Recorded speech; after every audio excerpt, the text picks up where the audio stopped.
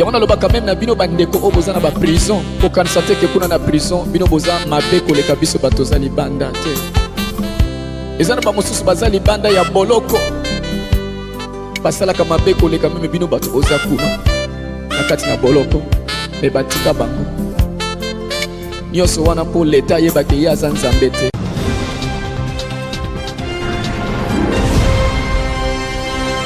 Après la passation civilisée du pouvoir, le président de la République Joseph Kabila se rend dans ce ferme de Kingakati ou du Katanga. Dans un face-à-face d'une durée de 2 heures, Kabila répond aux questions de la journaliste Colette Brackman. Plusieurs sujets d'actualité ont été abordés. D'abord, céder le fauteuil. Ici, le chef de l'État se dit étonné de la surprise de sa décision. J'ai fait ce que j'avais toujours dit. Jamais en privé, en public ou en aparté avec un autre chef d'État, je n'ai exprimé autre chose. J'ai toujours été constant. Réagissant sur la décrispation politique, sans embâche, il déclare qu'il n'y a pas de détenus strictement politiques.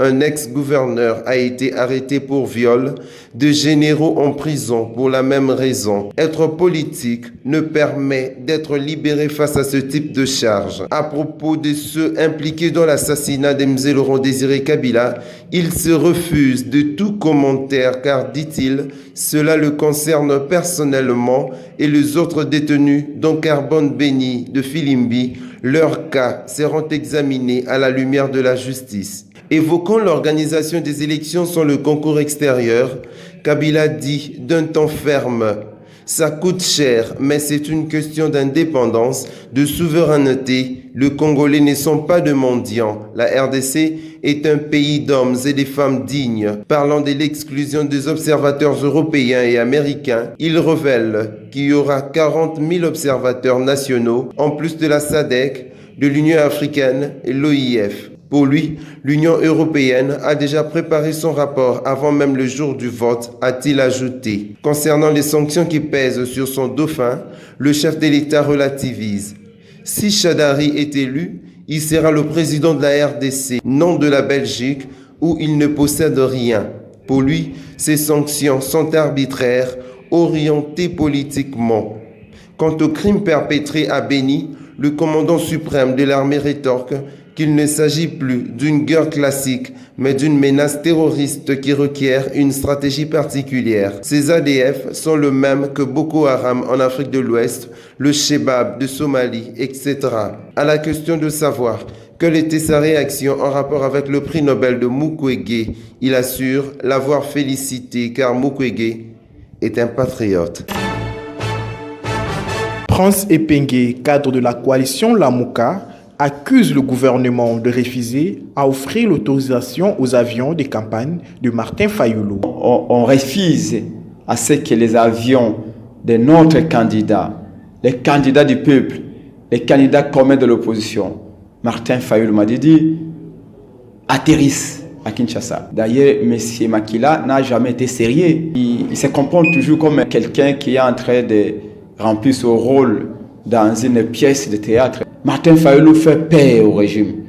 En réalité, depuis sa désignation à Genève comme candidat commun, les pouvoirs de Kabila tremblent parce qu'ils connaissent Fayulu. Ils ont interdit que les avions atterrissent. Nous allons nous battre pour que ces avions arrivent ici. Epenge invite le Congolais à la vigilance pour obtenir la victoire finale. Le seul nom qui est scandé par le peuple, c'est Martin Fayulu Madidi. C'est le seul candidat qu'ils entendent pour libérer ce pays de l'occupation. La population n'est pas démobilisée. C'est tout le contraire qui se produit en province. Moi, j'ai reçu des appels de Kisangani. On me dit ici à Kisangani, la campagne pour Fayulu est faite par le peuple. Moi, j'ai reçu les appels de l'Équateur. J'ai reçu les appels de Béni. Nous voulons avoir un homme rempli intellectuellement et spirituellement, un homme préparé. Et Fayulu est cet homme-là. En croire à Tigolo Fimbo, en cette période de propagande électorale, beaucoup s'improvisent comme députés pour s'attirer les faveurs des électeurs. La campagne est timide, c'est parce que les gens ne se préparaient pas. Vous improvisez pour être candidat. Parce que les gens disent on paye mieux les députés. Mais attention, la vie des députés, c'est une vie bizarre, compliquée. Parce que Vous avez tout le monde sur votre dos. Nous-mêmes, on ne sait plus vivre. Vous dépouillez de tout, vous dépouillez la famille de tout. Pour un député consciencieux de ce qu'il est. Allons-y. Parce que ceux qui vont rater, la loi a exigé ce qu'elle a exigé, on respecte les lois du pays, que la population de Massina, elle est consciente et ne peut que me retourner maintenant à l'ascenseur par cette bonne foi pour compenser ou récompenser et motiver ceux qui ont de la bonne foi. Faisant d'une pierre deux coups, le candidat à la députation provinciale exprime son ras-le-bol pour un énième report des élections et se dit prêt pour le scrutin de décembre. Les élections qu'on attendait depuis 2016, il y a eu le glissement et alors on est fatigué. Parce que les gens se sont préparés en 2015, il devait y avoir des élections. C'est passé. Et le pays est resté stagnant. Les affaires ont stagné. Qu'on aille aux élections, quelle que soit la forme, on a combien d'experts en informatique qui peuvent démontrer à quel niveau peut se situer la tricherie.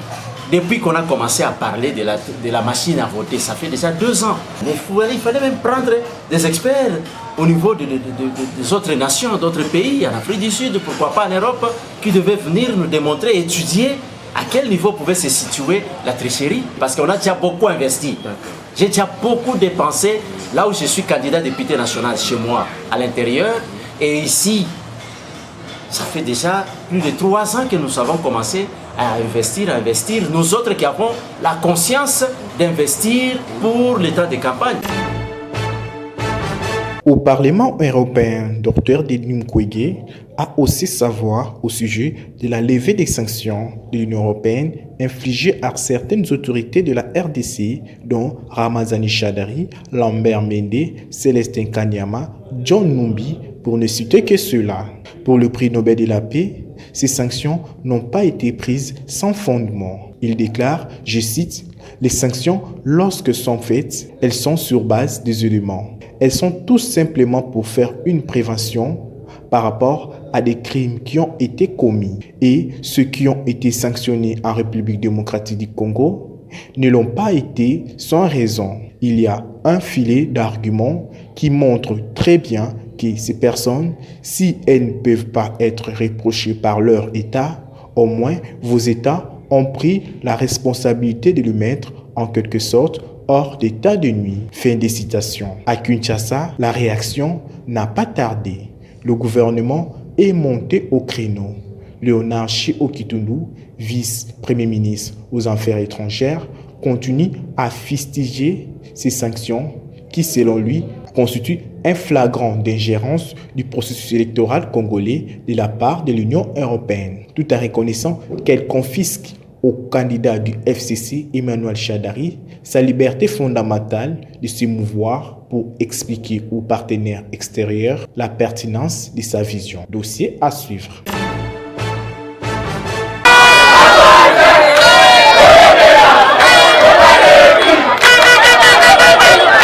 Deuxième apparition en public du candidat 5C8 de la Lukuga depuis le début de la campagne. Après le forage d'eau à Maloika et l'éclairage public dans un quartier de pompage il y a quelques mois, voilà ce jeudi l'inauguration d'une série de latrines publiques, des terrains de sport du centre Bobokoli et du goût de la réfection de l'avenue Massikita. D'abord, des toilettes publiques. Le premier au marché de l'UPN, le deuxième au marché de Delvaux et le troisième sur le célèbre arrêt maternité à Delvaux. Ce n'est pas tout. Le candidat député national Henri Mova a également symboliquement inauguré les terrains de basket et de tennis du centre sportif Bobokoli. Des terrains désormais neufs grâce à la fondation Kawen. Le professeur Mova est membre d'honneur de la fondation. Un jeudi, des bains de foule et des marathons pour les candidats députés national numéro 508, Henri Mova. Si en scandant Yohanna Likofi, qui est sa base militante d'Ingalema, a accueilli escorté en marchant de l'UPN à Delvaux, c'est lui qu'on a surnommé attaquant de pointe. Nous n'allons pas t'abandonner, sinon nous servons un cœur. Depuis que je connais ces marchés, ce sont les premières toilettes publiques propres. Je suis contente. Nous, natifs d'Engalema, nous sommes derrière toi. Nous te soutenons, notre candidat 508. Tu es déjà élu. Mova est le seul à nous offrir ces toilettes publiques. Mova 508 a asphalté notre avenir.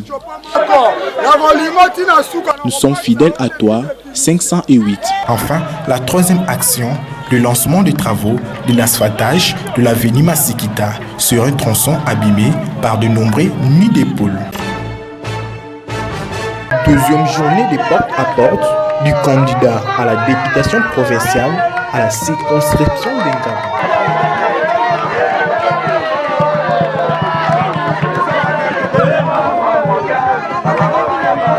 Le candidat numéro 2, l'homme d'Engaba Telema, Aromukula, a combiné avec chaque parcelle du quartier Manteba. Très proche de la population, celle-ci lui a réservé un accueil chaleureux.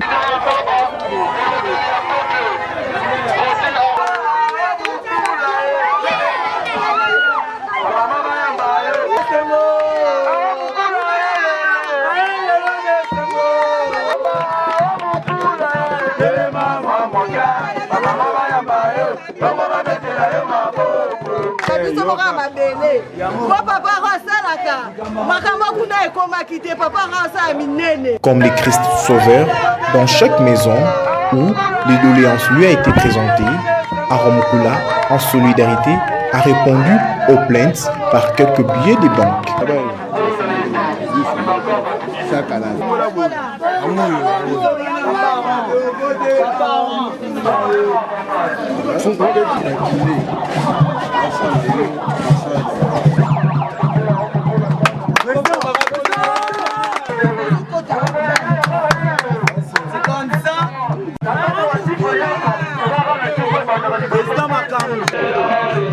Maboko.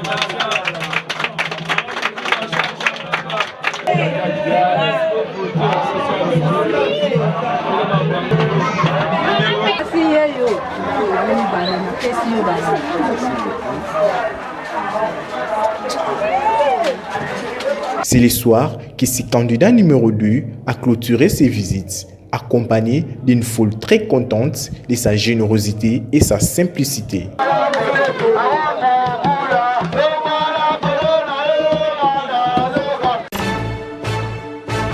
Pleureux avec ceux qui pleurent, c'est la parole biblique qui motive la visite de Solange Masumbuko au quartier Lutendele dans la commune de Mongafula pour consoler une famille ayant perdu une de leurs pendant l'accouchement. Très touché par l'acte de la candidate 176 à la Lukunga, le veuf s'exprime.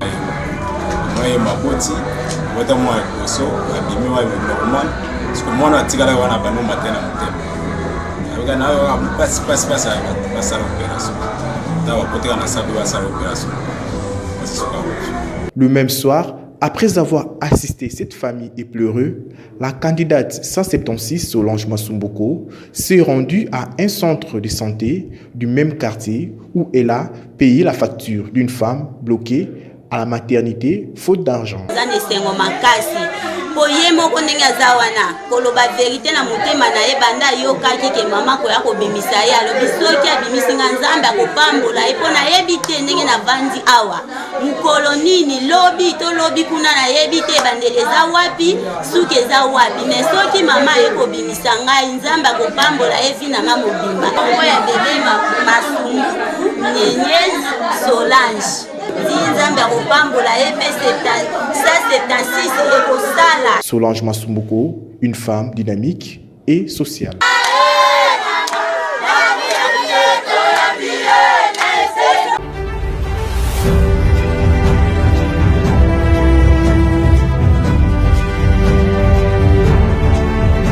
Masumbuko Nyenyezi Solange, le numéro 176 est nouveau pour tous.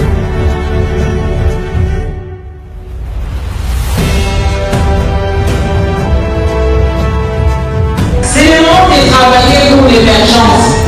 Je vois 176, un jour.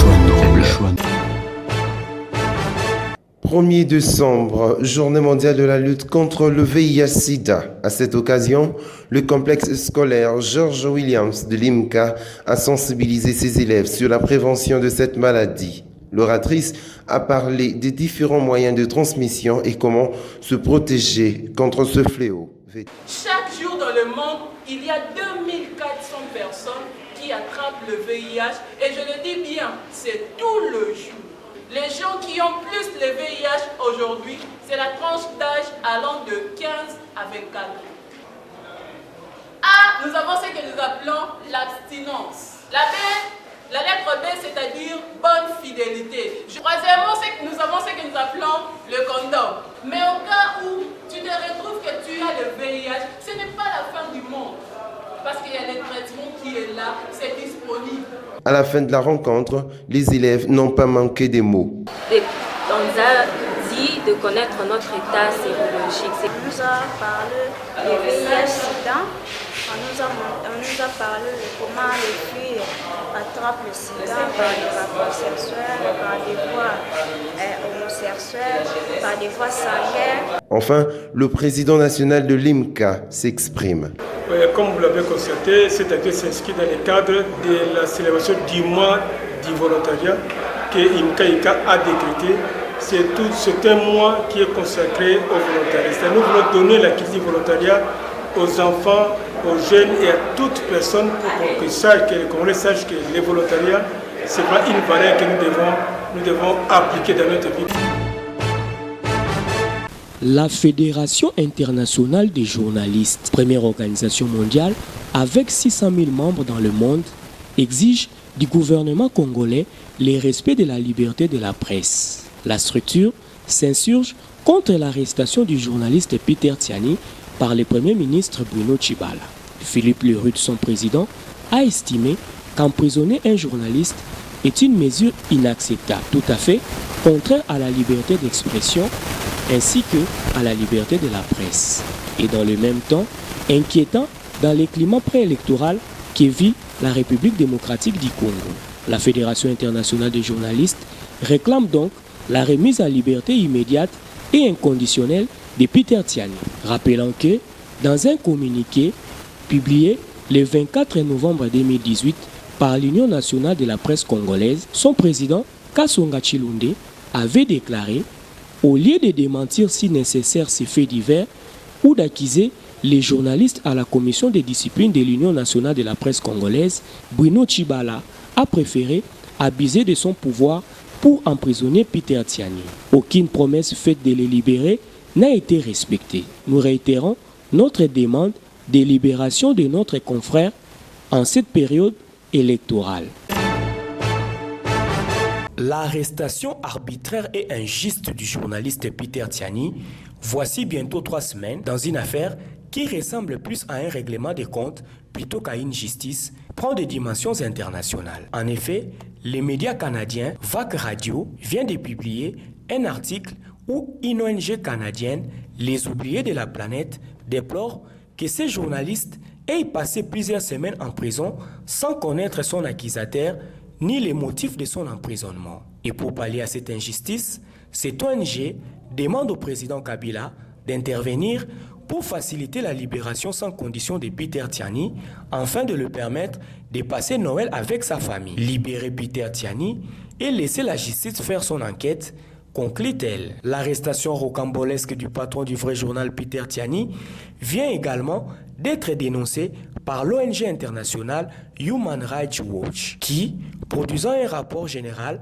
sur la répression préélectorale contre les activistes pro-démocratie au cours du mois de novembre 2018 en RDC, a épinglé également l'arrestation de ces journalistes à son bureau à des heures tardives pour avoir repris une information déjà diffusée sur un autre site congolais sur la disparition de fortes sommes d'argent au domicile du Premier ministre Bruno Tshibala. Cette arrestation, pour Human Rights Watch, a pour but de réduire au silence ces journalistes qui s'expriment sur des sujets critiques. Et Human Rights Watch demande l'élargissement des sanctions internationales à tous ceux qui bafouent les droits humains. À son tour, le candidat président Martin Fayulu n'est pas resté indifférent à l'injustice Kevi Peter Tiani.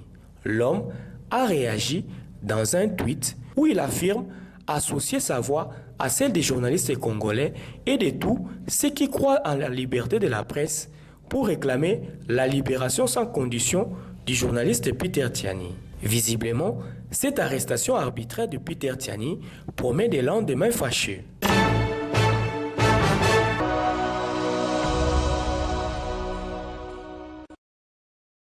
Mais c'est le peuple congolais qui doit exiger que les élections se fassent conformément à la loi électorale et au calendrier. Mais on ne peut pas continuer comme ça. Et nous, vos leaders, nous sommes là debout devant vous et nous montrons la direction. Et nous voulons que vous nous suivez pour que demain, ici, qu'il y ait des élections crédibles, transparentes, et afin que nous puissions assurer le développement du Congo. Parce que vous devez, à la fin des élections, quand on proclamera les élections, il faut que vos votes soient confirmés. Élection, na machine à voter au T. Pour nani, parce que les Corneille Nanga a beaucoup fait la machine à voter. Mais Malobana yo, qu'est-ce que la Malobana? On le dit à ça, Nini. Beaucoup fait la machine à voter, mais beaucoup fait la donc, ok, la machine à voter, à quel moment ce qui va faire ok, la voter. Non, déco. Tout le dit pour lui. Tolingi to tia na école na biso oyo babengi état de droit. Mboka oyo batosaka mibeko ya l'État. Basalelaka mibeko ya l'État. Mibeko ya l'État ezali moko mpona moto nyonso. Na mibeko ya biso ya l'État oyo na calendrier électoral mpe na loi électorale elobami ke na loi électorale olingi bakoki kosalela machine à voter te. Na calendrier électoral bakomi yango te. Bakomi ke tokokende kovote na bulletin. Mokolo ya le 23 tosengi congolais nyonso a exigé bulletin. Vote bulletin.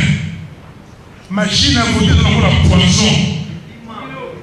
Ndekolobi elima, merci. La lingala ya malamu. Ndekolobi elima.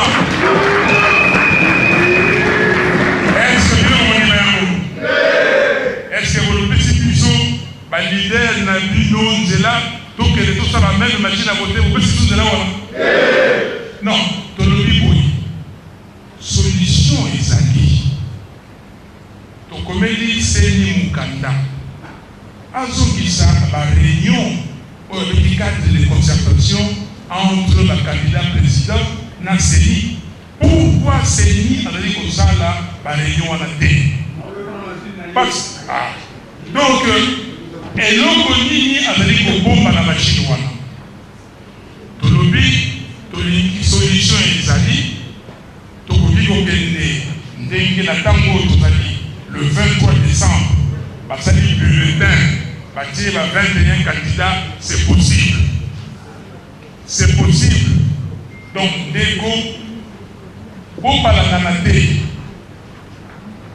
les laboratoires de l'Union européenne boycottent des anités. Mais ceux qui te disent boycottent des anités, ils vont voter dans la machine. C'est pour ça qu'on va bien. Montrer à comprendre que à tout notre limbola yango malamu.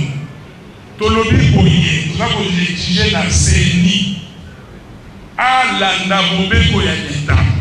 Bandekolangai CENI allié à l'Union que avec ça qui va anglais. Pour pas y avoir battre la machine wana. Ba anglais ba yewa. Batali machine balobi basali zone milanita no ba recommandation zone milanita. Les loyaux CENI a salé ata recommandation moko te. Eli ko bani. Mais c'est quoi M. Nanga, alors que dans la radio, la télévision, non, anglais, validé la machine. Na yebisi, ngai, na yebisi anglais, boy. Il faut boyer à vous. pour l'OBA, notre peuple congolais, que Makambo Yobino Mosalaki, par les recommandations en zone d'Itano, c'est ni à Saleli Yango T. Donc, c'est ni à Tokopuka Lokuta, Nakolobao Banglais, Bandini Machiwan, Bandini Yango T. Déménager de Kinshasa à Béni.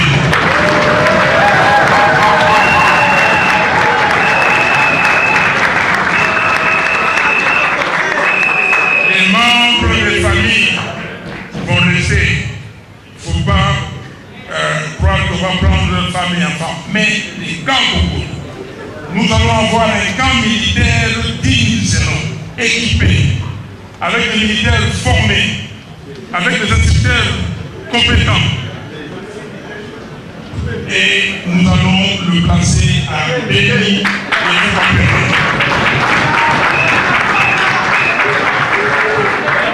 deuxième mesure, je vais créer au sein des forces armées congolaises une force spéciale d'intervention militaire d'élite qui va s'installer au nouveau camp Kokolo de Béni. Troisième mesure, je veux en extrême urgence mettre sur pied et déployer tous les longs des frontières de l'Est du pays des unités de surveillance des frontières et d'alerte.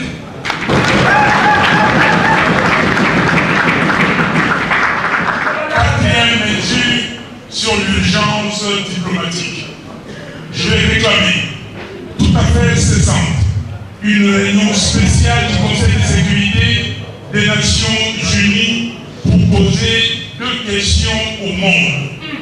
La première, tous les jours, au nez et à la barbe des casques bleus, les rebelles venus de l'étranger sèment la terreur au Congo, tuent et décapitent les Congolais, sans crainte de représailles. Tous les jours, ils violent les jeunes filles, leurs mamans et même leurs grands-mères. À quand une réaction de choc des forces des Nations Unies pour éradiquer de manière définitive toutes ces rébellions qui gangrènent l'Est de notre pays? Deuxième question. Pourquoi, dans l'indifférence mondiale, la République démocratique du Congo est le seul pays au monde à être victime des rebelles étrangers qui ne font jamais la rébellion dans leur pays?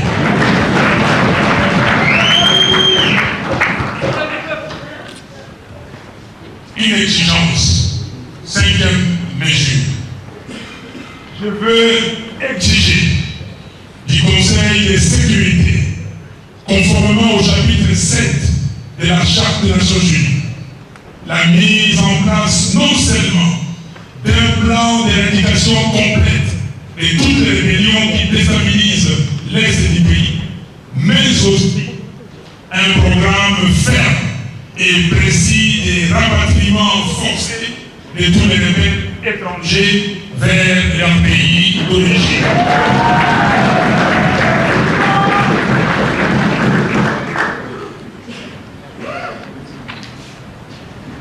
Sixième priorité, la priorité nationale. Ituri, Béni, Butembo vont être déclarés territoires sinistrés en situation d'extrême urgence nationale. Aussi, je vais réquisitionner tous les moyens de l'État et solliciter les appuis les plus forts des partenaires internationaux pour engager une riposte de choc en vue d'éradiquer définitivement la maladie à virus Ebola.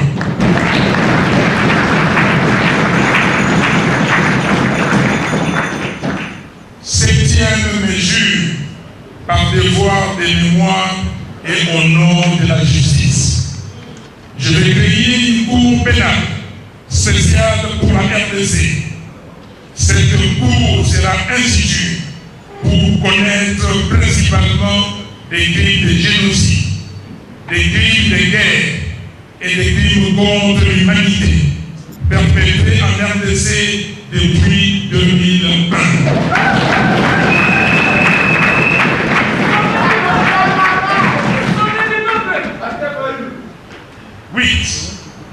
Dès mon entrée en fonction, je décrète l'état d'urgence agricole pour que plus aucun Congolais ne meure de faim. yango nalobaka meme na bino bandeko oyo boza na baprison kokanisa te ke kuna na prison bino boza mabe koleka biso bato oza libanda te. Eza na bamosusu baza libanda ya boloko basalaka mabe koleka meme bino bato oza kuna na kati na boloko me batika bango nyonso wana mpo leta yebake ye aza nzambe te.